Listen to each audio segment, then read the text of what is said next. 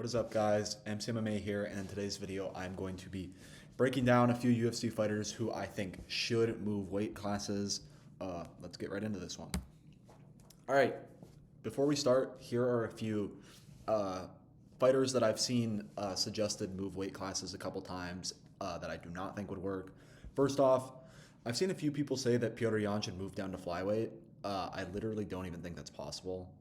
I don't think he could make the weight. That's the main reason why I think it's stupid. I don't think it's physically possible for him.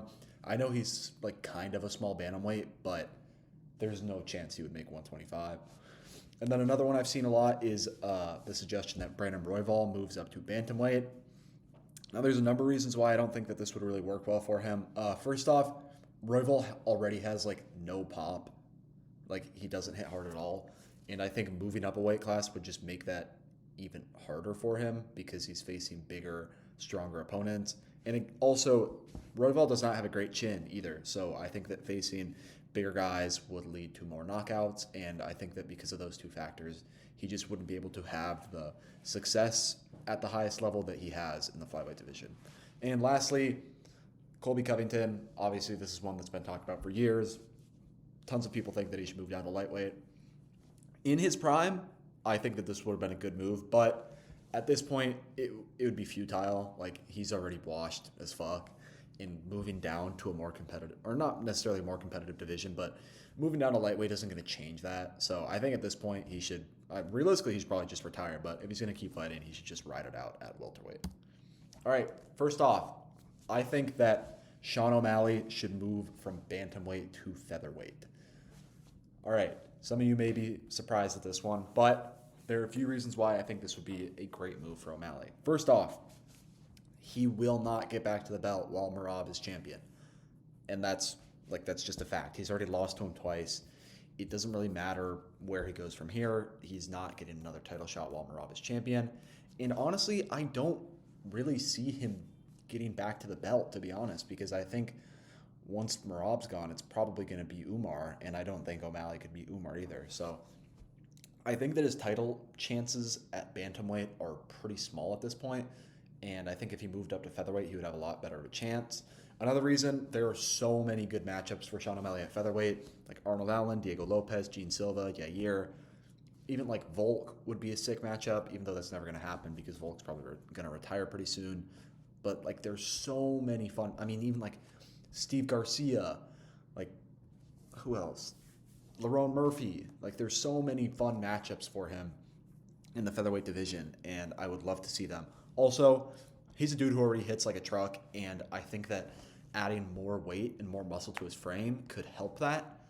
And yeah, it ties into the next point. I think he'd be even more dangerous if he was able to bulk up a little bit. So I think that a move to featherweight could be a very good idea for Sean O'Malley. All right, next up, I think that Brian Ortega should move up from featherweight to lightweight. Now, the primary reason for this is just for his own health. I don't think success-wise he would really do much better at lightweight than he would at featherweight right now, because I think that at this point he's pretty washed. But two of his last three weight cuts, he has literally almost died, especially the most recent one against Aljamain Sterling. I genuinely have no idea how they let that fight happen. Ortega looked like he was about to pass out when they were facing off against each other at the weigh-ins. But, they let it happen. We saw the fight. Ortega got whooped. And also, some of you guys might have forgotten this one, but when Diego Lopez and Brian Ortega were booked to fight the first time at UFC 303 on very short notice, he had another botched weight cut, and that's why Dan Ige ended up having to fill in on hours' notice. So he's had a couple really bad weight cuts that are definitely really detrimental to his health. He's probably taken years off his life just from those past few weight cuts. So I think a move up to lightweight would definitely help that. He has also said that he plans on moving up to lightweight in the past. He said he was going to move up to lightweight after he fought Diego Lopez. I guess he decided not to do that, but I still think it makes sense. And also, when he's fighting bigger guys, he wouldn't be quite as slow on the feet compared to them. Now, I don't think this means he would be a good striker in the lightweight division. It's just I think he would have maybe more of a chance because he does have a granite chin. I don't think that moving up, if anything, moving up is just going to help his chin because it's less of a weight cut. And even though he's going to be facing guys who hit harder, I still think his chin could probably hold up. And he is slow as shit. If you guys have watched him in his last few fights, he is so much slower than probably basically every single featherweight in the division. And I think that moving up to lightweight would help that because he would be facing bigger guys who aren't quite as fast. All right, next up, I think that Rafael Fiziev should move down to featherweight from lightweight. The main reason is he's just too small at lightweight to ever be a true title contender. Like, if you look at the guy frame-wise, like, he should be a featherweight. He's like 5'7". He doesn't have a crazy reach or anything. Another reason is similar to for Sean O'Malley. There would be so many good matchups for him at featherweight. Like, Rafael Fiziev versus Arnold Allen, Diego Lopez, Gene Silva, Yair Rodriguez. Those would all, like, literally be Fight of the Year candidates, like, every single one of those fights. And there's just so many entertaining strikers in the featherweight division right now that I think there's so many good matchups for Fiziev. And he has said in the past that he can make the weight, and he has kind of openly discussed the idea of moving down to featherweight. And if he can make the weight, I think it would be pretty beneficial for his career. All right, next up, I think that Jalin Turner should move up from lightweight to welterweight. Jalin Turner retired it was earlier this year, but he has already come out of retirement, and he is booked for a fight against Edson Barboza at the end of the year. But I think after that fight, win or lose, I would be shocked if he loses, but that's besides the point. I think he should move up to welterweight.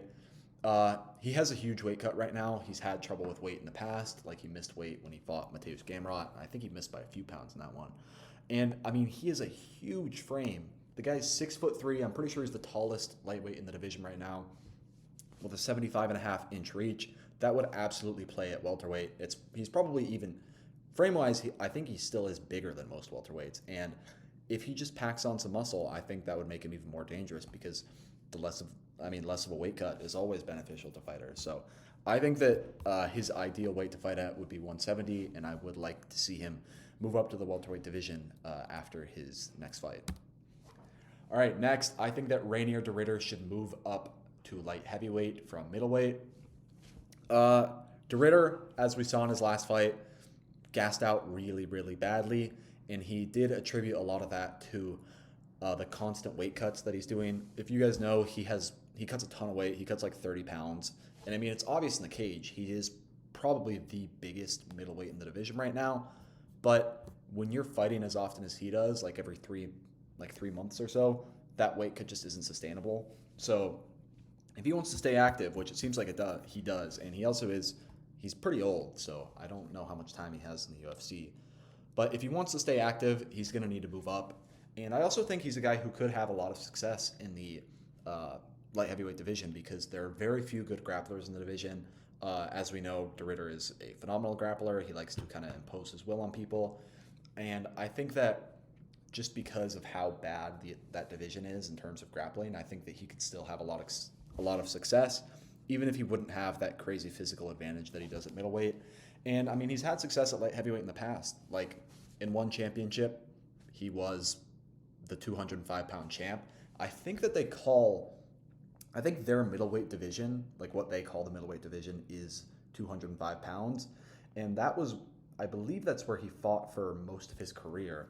So, I mean, he's had success at 205 in the past, and I think it'd be beneficial for him to move back up just for his health. All right, next up, what may be the most obvious pick in the video, Aleksandar Rakic needs to move up to heavyweight.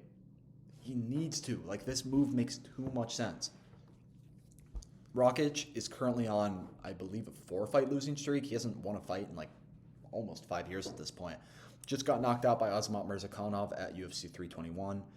And, I mean, it's time for a change. Like, the dude is huge. Like, we know this. He's probably the biggest light heavyweight on the roster, or if not, he's one of them. He's up there with, like, Alex Pereira and them.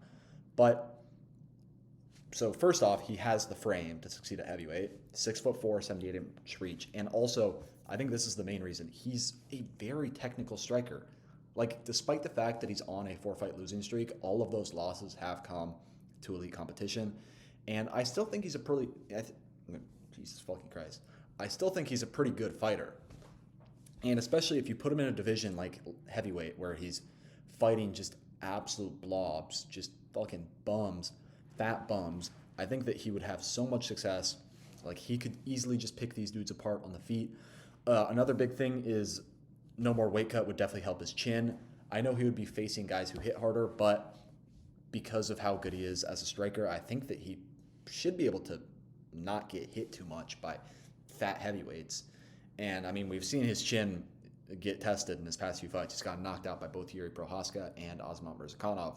So I think that the lack of a weight cut would definitely help his chin. And I mean, this dude would easily beat anybody outside of the top 10. Like, everybody outside of the top 10 is just fat. And even some guys that are in the top 10 are fat. So I think he's a guy, if he moved up to heavyweight, he could probably be around the top 5 of the division. I don't know if he would be a real title contender, but he would actually be winning fights. And I hope that's his goal as a fighter, is to win fights. So I think that Aleksandar Rakic should move up to heavyweight. All right, another one in the heavyweight division. I think that Jailton Almeida should actually move down to the light heavyweight division. As we saw in his last fight against Alexander Volkov, he's super undersized. I mean, granted, Volkov is a fucking giant, but it's been the case in all of Almeida's UFC fights at heavyweight. Like, he's always the smaller guy. He weighs in at like 230 in most of his fights. And like, at that point, you could easily cut down to light heavyweight. We've seen him do it before. Like, his first fight or so, his first couple fights in the UFC were at light heavyweight. And I'm pretty sure his Contender Series fight was at light heavyweight too. And like I was saying in the Reinier de Ridder video, or Reinier de Ridder section, light heavyweight doesn't have good grapplers. And especially a guy like Almeida, I think Almeida could probably have more success than de Ridder. But he would easily ragdoll these dudes on the ground. Like, he's already ragdolling guys at heavyweight. And the only real issues he's had is when he fights guys who are like competent on the ground and also much bigger than him, like we saw in the Alexander Volkov fight, like we saw in the Curtis Blades fight, because those guys can put him in bad positions that lead to him getting hurt pretty badly. But like, I genuinely think he could be a title player at light heavyweight, and I don't think that is the case in the heavyweight division, because he's just never going to be able to beat the true top guys in the division, because he doesn't, like, he's scared to throw offense when he's on the ground, because he's worried about getting put in bad positions on the ground, like he did against Volkov, like he did against Curtis Blades. So if Jailton Almeida wants to become a UFC champion, I think the only route to do that is to move down to the light heavyweight division. All right, next up, we have got the first of 2 champions on this list, and I think that not immediately, but down the road, I think that Khamzat Chimaev should move up to the light heavyweight division. Obviously, right now, he should stick at middleweight, rack up a few title defenses, but I think that he should be able to do that without much resistance, and once he gets to that point, I think he should move up to light heavyweight. Like, Khamzat is a big dude. Like, he could pack on enough muscle onto his frame to be a, like, successful light heavyweight, just size-wise. And then also, I mean, he's the most dominant he might be the most dominant grappler ever. Nobody has been able to stop this dude on the ground, except for like Gilbert Burns and Kamaru Usman after he gassed out. And those are like, Burns has some of the greatest jiu-jitsu probably in UFC history. Like, it's up there. And then obviously Kamaru, one of the greatest wrestlers in UFC history. And like I've been saying, with like Jailton Almeida, Reinier de Ridder, there aren't good grapplers at light heavyweight. He would run through these dudes. I genuinely think I would pick Khamzat to beat every single person in the light heavyweight division right now, except for maybe Alex Pereira, Magomed Ankalaev, and Yuri Prochazka. Maybe Yuri. I would probably pick Ankh, because Ankh is actually a competent grappler, and I think he would maybe be able to defend takedowns. But like, I know Pereira has the advantage, huge advantage on the feet, but I don't think he's stuffing a shot from Khamzat Chimaev. And once Khamzat gets him to the ground, he's going to get submitted. So I think that right now, Khamzat could probably beat almost the entire division. And then that's before he would even like bulk up. So I think once he bulks up to 205, I don't see anybody beating him, and it would give him a chance to become a double champ. And I think I'm sure he's already considering it. I think he's been kind of like calling out Alex Pereira. So he's definitely considering the move in the future. And I think after he gets like maybe 2, 3, 4 title defenses, probably like 2 or 3, since we know how inactive he likes to be, I think after that point, he should move up to light heavyweight and try and become a double champ. All right, last but definitely not least, I think that Alex Pereira should move up from light heavyweight to heavyweight. The main reason for this is he just has nothing left to prove at light heavyweight. Like, he's beaten every top contender in the division already. Like, yeah, fucking Carlos Ulberg deserves a title shot, but like, do you guys want to see Alex Pereira versus Tom Aspinall or Alex Pereira versus John Jones, or do you want to see him fight Carlos Solberg? Like, the easy answer is for him to move up to heavyweight. Since I think he's 38 at this point, he probably only has a couple fights left in the UFC, and if he wants to keep adding to his already amazing legacy, he needs to move up to heavyweight. A fight versus Aspinall or John Jones would probably be the biggest fight in the UFC, just in terms of like the number of people who would hear about it, and probably in terms of pay-per-view buys too. Islam versus Ilya would be up there, but I don't know how realistic that fight is at this point. So, I mean, any Pereira fight at heavyweight would be one of the biggest fights that you could make. And it would also give him the chance to become the first triple champ in UFC history, something that's never been done before. I mean, if Pereira becomes triple champ, like, do you start putting him in GOAT talks?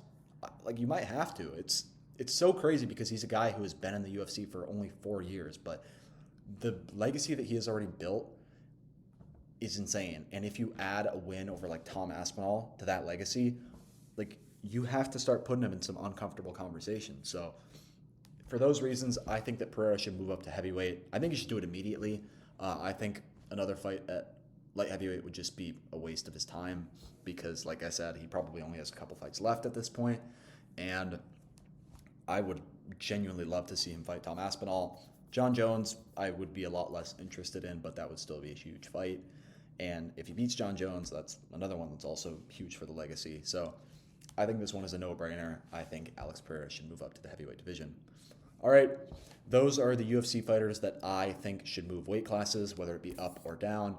Let me know in the comments if you agree or disagree with any of these picks, or if you think there is a fighter that I left out. As always, make sure to leave a like on the vid, subscribe to the channel, and thank you guys for watching.